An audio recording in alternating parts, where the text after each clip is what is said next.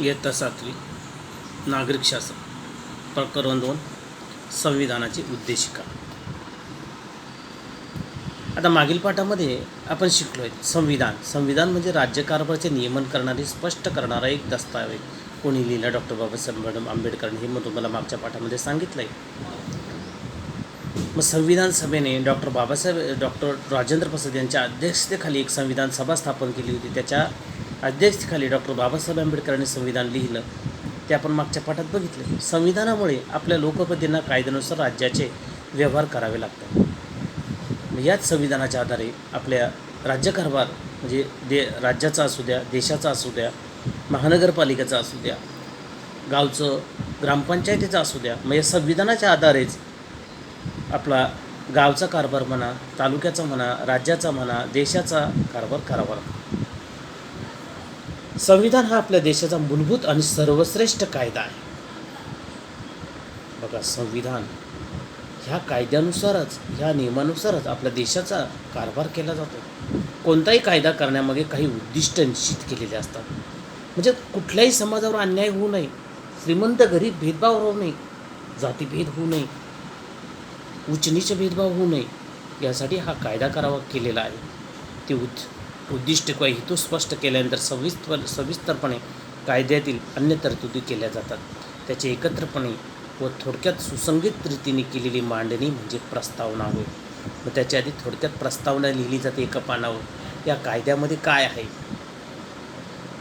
या प्रस्तावनेलाच उद्देशिका असं म्हणतात. त्यात प्रस्तावनेला उद्देशिका असे म्हटलं जातं.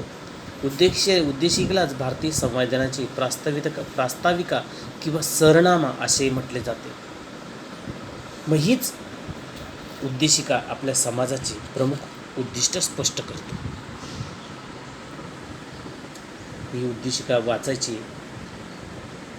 मग हेच शब्द आपण अन्य कुठे वाचले ते बघायचे. आपण भारत देशाचे नागरिक आहोत. आपण आपला सर्वांना एक देश म्हणून काय मिळवायचे हे आपण उद्देशिका सांगतो. जशी आपल्या घरात आपली आई आहे, तशीच आपली ही मातृभूमी भारत देश ही आपली आई आहे. मग त्याचं रक्षण करणं, त्याचे नियमन पाळणं हे आपलं कर्तव्य आहे. त्यातील मूल्य, विचार, हेतू उदात्त आहेत. ते कसे प्राप्त करायचे याविषयी तरतुदी संपूर्ण संविधानातून स्पष्ट करण्यात आलेले आहे. 2 वर्ष अहोरात्र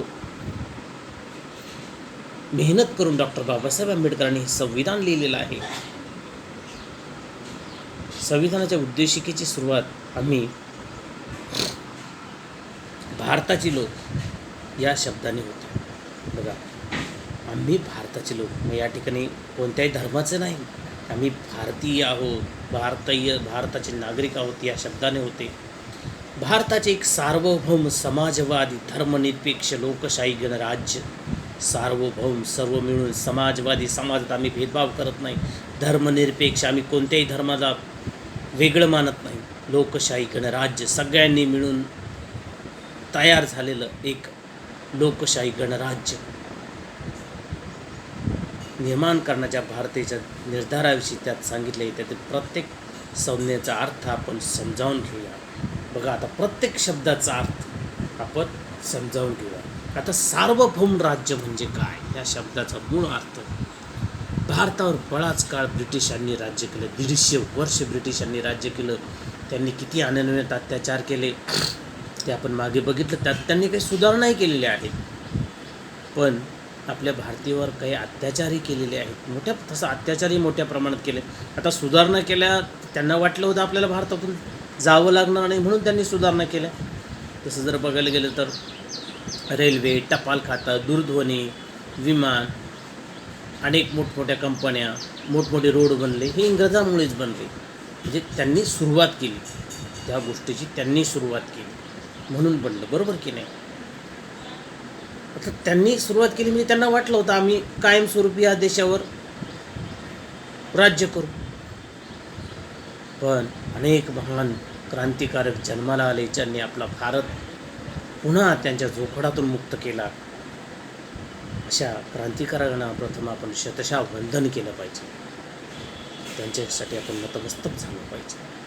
कारण त्यांच्या प्रयत्नांनीच आपला देश 15 ऑगस्ट 1947 रोजी या इंग्रजांच्या जोखडातून मुक्त केला आणि आपला देश स्वतंत्र झाला.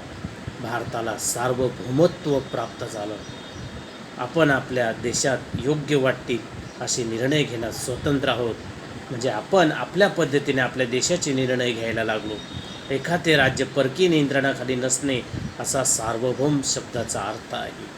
बघा, सार्वभौम शब्दाचा मुख्य अर्थ लक्षात घ्या. एखादे राज्य अथवा देश परकीय नियंत्रणाखाली नसणे. सार्वभौम या शब्दाचा अर्थ काय? एखादे राज्य परकीय नियंत्रणाखाली नसणे. म्हणजे आपण आपल्या मताने राज्यकारभार करतोय, आपण आपल्या एकोप्याने राज्यकारभार करतोय. कुठल्याही समाजावर अन्याय होत नाही किंवा सरकार सक्ती करत नाही. तुम्ही हेच पीक घ्या, हेच पीक शेतात हेच पीक घ्या, इथपर्यंत शिका, सक्ती करता नाही. ज्याला वाटेल तिथपर्यंत तो शिकू शकतो. अगदी 80 वर्षापर्यंत तुम्ही शिकू शकता, 100 वर्षापर्यंत शिकू शकता. म्हणजे कुठेही आपल्याला आडकाठी केली नाही. आपल्या संपूर्ण स्वातंत्र्य लढ्याचे सर्वात महत्त्वाचे उद्दिष्ट सार्वभौमत्व प्राप्त करणं होय. म्हणजेच आम्हाला परकीय नियंत्रणाखाली राहायचं नाही, हे मुख्य उद्दिष्ट होतं. सार्वभौमत्व म्हणजे राज्यकारभार करण्याचा सर्वश्रेष्ठ अधिकार. आम्हाला आमच्या पद्धतीने राज्यकारभार करू द्या, तुमची पद्धत नको. तुमच्या पद्धतीने आमच्यावर अन्याय होतोय. लोकशाही सार्वभौमत्व हे जनतेच्या हाती असते. जनता आपले प्रतिनिधी निवडून त्यांना त्यांचे सार्वभौम अधिकार वापरण्याची परवानगी देतं. आपल्या देशाच्या अंतर्गत कोणते कायदे करावेत हे ठरवण्याचा अधिकार जनतेला व जनतेने निवडून दिलेल्या शासन संस्थेला असतो. मग त्या आता समजा राज्यघटना लिहिली, कधी काळी त्यामध्ये दुरुस्ती करावी लागते. आता त्या काळानुसार राज्यघटना लिहिली, त्यानंतर अनेक आता शोध लागले, समाजात प्रगती झाली, मग थोड्याफार प्रमाणात बदल करावा लागतो. मग तो अधिकार शासन यंत्रणेला, शासन संस्थेला आहे. समाजवादी राज्य बघा, आता सार्वभौम झालं. सार्वभौमचा अर्थ आम्ही परकीय नियंत्रणाखाली राहणार नाही किंवा परकीय नियंत्रणाखाली नसणे म्हणजे सार्वभौम. आता समाजवादी राज्य. समाजवादी राज्य म्हणजे जिथे गरीब श्रीमंत यांच्या मोठ्यामध्ये दरी नसते, सर्वांना समान वागणूक असते, सर्वांना समान वागणूक. आता आपण कीर्तनाला जातो, जातो का कीर्तनाला? समजा निवृत्ती महाराज देशमुखांचं कीर्तन आहे, ते कीर्तनाला गेलो, तिथं असं आहे का श्रीमंताला पुढं बसवा, गरीबाला मागं बस? नाही, कोणी कुठेही बसा. म्हणजे गरीब श्रीमंत यांच्यात भेदभाव नाही, दरी नाही. देशाच्या संपत्तीवर सर्वांचा हक्क असतो. संपत्तीचे केंद्रीकरण काही लोकांच्या हाती येणार नाही याची काळजी घेतली जाते. समजलं? समाजवादी राज्य म्हणजे काय? गरीब श्रीमंत यांच्यामध्ये भेदभाव नसतो आणि सर्वांना समान हक्क असतो. समाजात संपत्तीचे केंद्रीकरण काही लोकांच्या हाती असणार नाही याची काळजी घेतली जाते. आता धर्मनिरपेक्ष राज्य. उद्देशिकेने धर्मनिरपेक्षता हे उद्दिष्ट असल्याचे सांगितले. धर्मनिरपेक्ष राज्यात सर्व धर्मांना समान मानले जाते, सर्व धर्मांना समान वागणूक. कोणत्याही एकाच धर्माला राज्याचा धर्म मानला जात नाही. कुठलाही, आता आपलं महाराष्ट्र राज्य घ्या, सर्व धर्मियांना समान वागणूक आहे. एकच समाज आहे की त्याला पुढाकार दिला गेला आहे असं नाही. आता मंत्रिमंडळामध्ये बघा, सर्व समाजाचे नेते आहेत. कुठल्याही एका समाजाला विशेष महत्त्व असं देण्यात आलेलं नाही, म्हणजे सर्वांना समान वागणूक दिली जाते. किंवा आपल्या शाळेत घ्या, सर्व विद्यार्थ्यांना समान वागणूक आहे की नाही? आहे. यालाच म्हटलं धर्मनिरपेक्ष. कोणत्याही एकाच धर्माला राज्याचा धर्म मानला जात नाही. नागरिकांना आपापल्या धर्माचे पालन करण्याची मुभा असते. नागरिकांमध्ये धर्माच्या आधारावर भेदभाव करता येत नाही. आता हे तुम्हाला माहीत आहे का? काय बघा, धर्मनिरपेक्षतेच्या मार्गाने आपण आपल्या समाजाची बहुधार्मिकता जपण्याचा प्रयत्न केला आहे. अनेक धर्माचे लोक आहे, अनेक धर्मियांचा आपण मान राखला. एकमेकाच्या सण उत्सव आपण आनंदाने साजरे करतो, एकमेकाच्या सण उत्सवामध्ये सहभागी होतो, त्यांचे सण उत्सव आपण साजरे करतो, त्यांच्या चालीरीती शिकतो, ते आपल्या चालीरीती शिकतात. आपल्याला संविधानाने जे अनेक हक्क दिले आहेत त्यांचा आपल्याला अमर्याद किंवा हवा तसा वापर करता येत नाही. धार्मिक स्वातंत्र्याची तसेच आहे. आपण जेव्हा सण उत्सव साजरे करतो तेव्हा आपल्याला सार्वजनिक स्वच्छता, आरोग्य, पर्यावरण यांचाही विचार करणे आवश्यक असते. आता आपण गणपती उत्सव साजरा करतो, नवरात्र साजरा करतो. आता शहरे मोठ्या प्रमाणात हे उत्सव साजरे केले जातात. मग त्यासाठी काही नियमन करण्यात आलेले आहे. आपल्याकडे DJ वाजवणं म्हणा, मग त्याची आवाजाची तीव्रता खूप मोठी असते.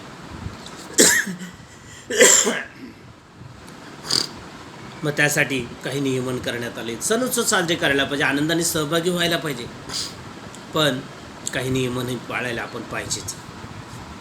लोकशाही गणराज्य किंवा लोकशाही राज्य. लोकशाहीत राज्यकारभाराची सत्ता लोकांच्या हाती असते. आपला देशच लोकशाही, आपण देशाने लोकशाही स्वीकारली, हुकुमशाही नाही स्वीकारली. बघा, प्रत्येकजण एकमेकाच्या सहकाराने आपल्या देशात राहतोय. आपण लोकांचं राज्य आहे, हुकुमशाह नाही ते कोणी. राज्यकारभाराची सत्ता लोकांच्या हाती असते. त्यांच्या इच्छेनुसार सरकार निर्णय घेतं आणि धोरणे आखतं. शासनाला सर्वांच्या कल्याणासाठी महत्त्वाचे आर्थिक, सामाजिक असे निर्णय घ्यावे लागतात. असे निर्णय रोजच्या रोज सर्व लोकांना एकत्र घेऊन शक्य नसते, म्हणून ठराविक काळानंतर निवडणुका होतात. दर 5 वर्षांनी आपल्या देशात निवडणुका होतात, राज्याच्या होतात, देशाच्या होतात. या निवडणुकांमध्ये मतदार मत देऊन आपले प्रतिनिधी निवडतात. मग त्यामध्ये प्रतिनिधी प्रत्येक पक्षाचे, शिवसेनेचा असू द्या, काँग्रेसचा असू द्या, राष्ट्रवादीचा असू द्या, भारतीय जनता पार्टीचा असू द्या किंवा अन्य पक्ष असू द्या, मग ते त्यांचे उमेदवार निवडून उभे करतात. मग त्यातून जो चांगला वाटतो, जो वाटतो आपले कामं करेल, आपल्या देशाचं संविधान पाळेल, त्या व्यक्तीला आपण निवडून देतो आणि त्याला सभागृहामध्ये पाठवतो. निवडून आलेले प्रतिनिधी संविधानाने निर्माण केलेले संसद, कार्यकारी मंडळ अशा संस्थांमध्ये जातात. संविधानानेच नमूद केलेल्या किंवा सांगितलेल्या प्रक्रियेने संपूर्ण जनतेसाठी निर्णय घेतात. बघा, लोकशाही राज्य म्हणजे आपण मत देऊन प्रतिनिधी निवडून देणं आणि तो संविधानाने ठरवल्याप्रमाणे किंवा संविधान जे आहे त्याप्रमाणे त्याचं नियमन करून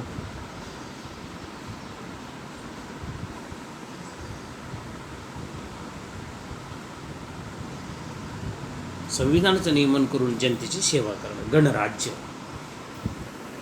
आपल्या देशात लोकशाहीबरोबर गणराज्य पद्धती आहे. गणराज्यात सर्व सार्वजनिक पदे लोकांकडून निवडून दिली जातात. कोणतीही सार्वजनिक पदे वंश परंपरेने येत नाही. म्हणजे आपल्याकडे राजेशाही नाही,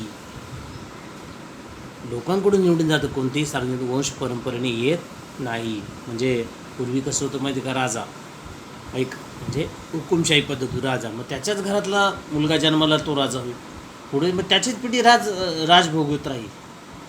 आता तसं नाही. राष्ट्रपती देशाचे सर्वोच्च स्थान, नंतर प्रधानमंत्री, राज्यपाल, मुख्यमंत्री, महापौर. बघा, देशाचा प्रमुख नामधारी राष्ट्रपती, त्यानंतर देशाचा कारभार पाहतात प्रधानमंत्री, राज्याचे नामधारी प्रमुख असतात राज्यपाल, पण मुख्य कारभार पाहतात मुख्यमंत्री, महानगरपालिकेचे कारभार पाहतात महापौर, गावचे कारभार पाहतात मुख्य सरपंच.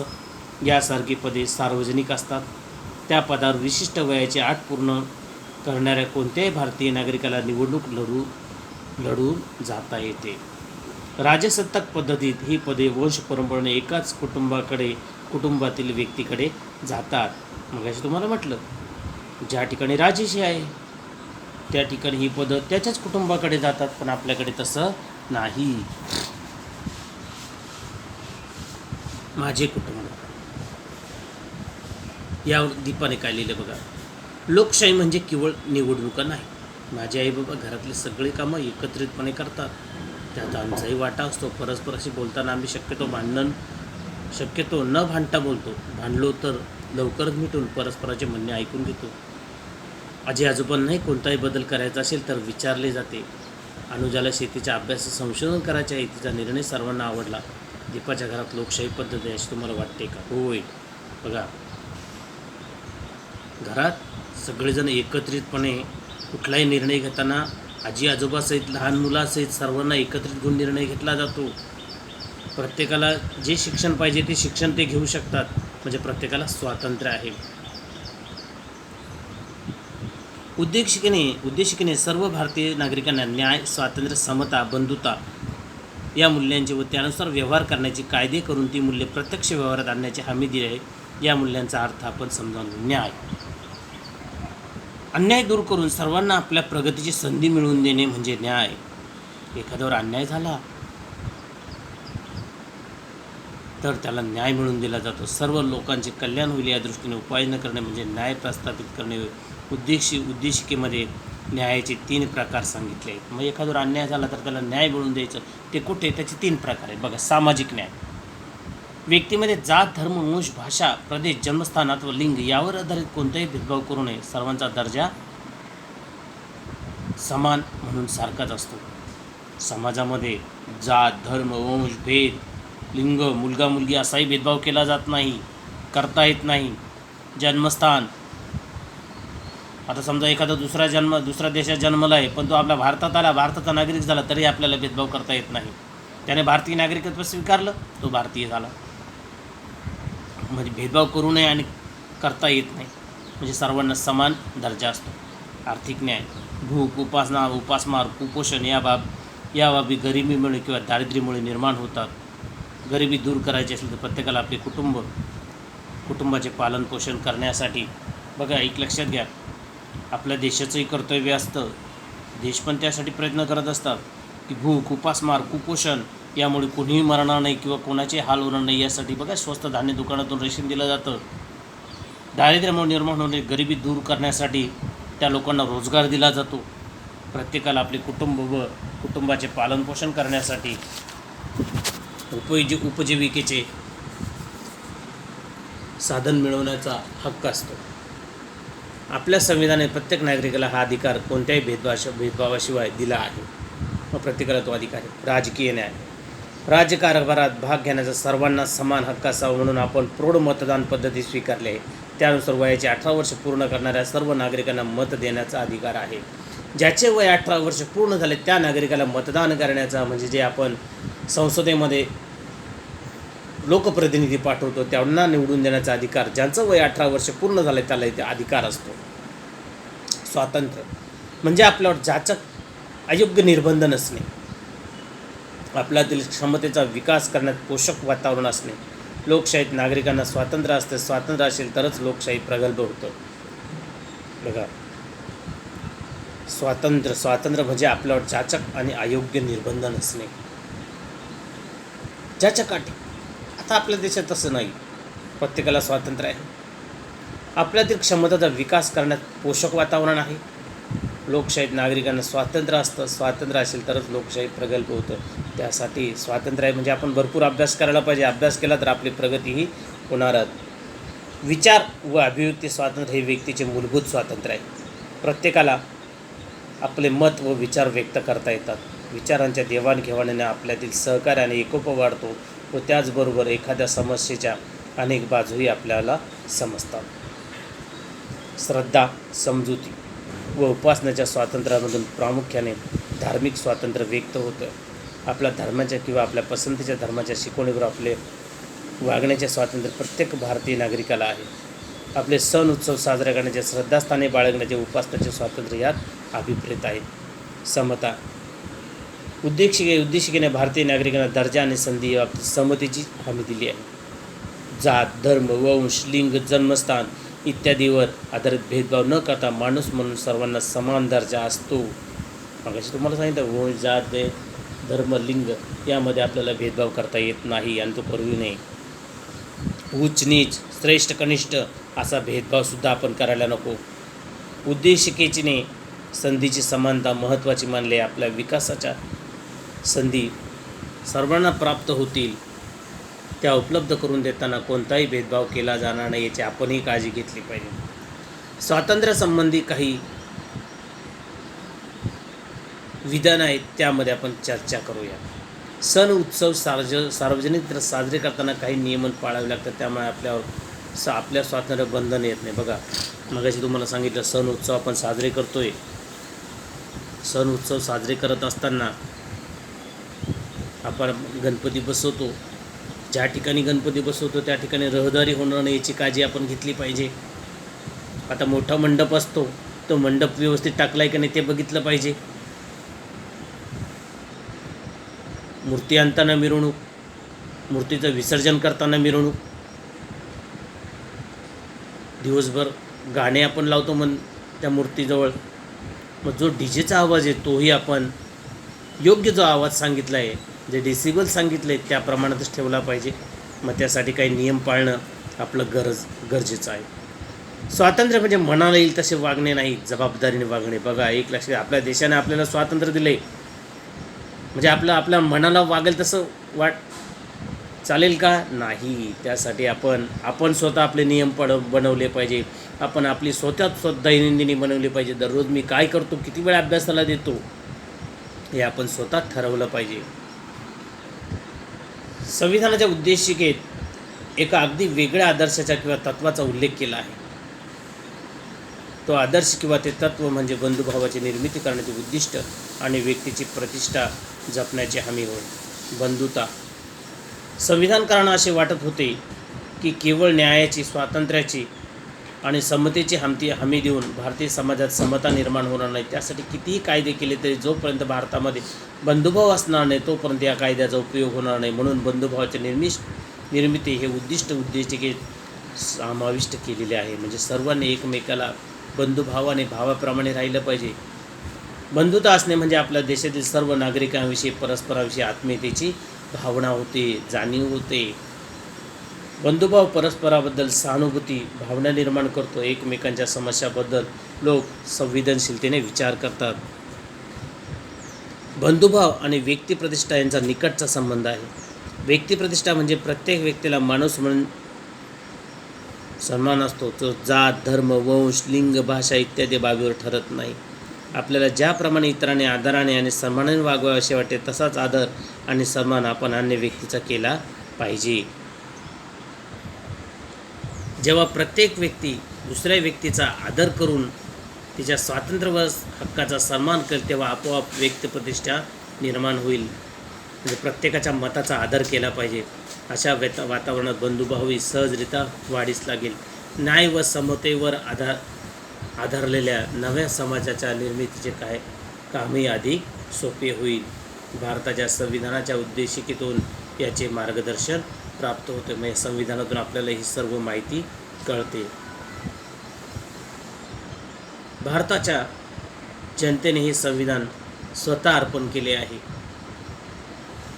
या उल्लेखाने उद्देशिकेचा सेवक होतो. काय बघा, भारताच्या जनतेने हे संविधान स्वतः अर्पण केले आहे, जे स्वीकारले आहे. एक प्रकारे आपण असा अर्थ याचा घेऊ शकतो. शोधा, लिहा. धर्मनिरपेक्ष शब्द समाजातील सर्व नागरिकांविषयी आणि परस्परांविषयी आत्मीयतेची भावना असणे. शब्द शोधायचा. राज्यकारभाराची सत्ता लोकांच्या हाती असणे. उद्देशिकेला पुढे पुढचा प्रश्न. लिहिते होऊया. संकल्पना स्पष्ट करा. भारतीय संविधानाच्या उद्देशिकेत कोणकोणत्या महत्त्वाच्या बाबींचा उल्लेख केला आहे. उपक्रम. शिक्षकांच्या मदतीने मतदान पत्रिका समजून घ्यायची. तहसील कार्यालयात भेट द्या. तुमच्या परिसरातील वर्तमानपत्राच्या नावांची यादी करा. आपल्या परिसरात कोणकोणते वर्तमानपत्र आहे, EVM मशीन, त्याविषयी आपण नंतर माहिती घेऊया. त्याविषयी माहिती मी देईल. स्वाध्यायाला हा व्हिडिओ जर तुम्हाला आवडला असेल तर या व्हिडिओला लाईक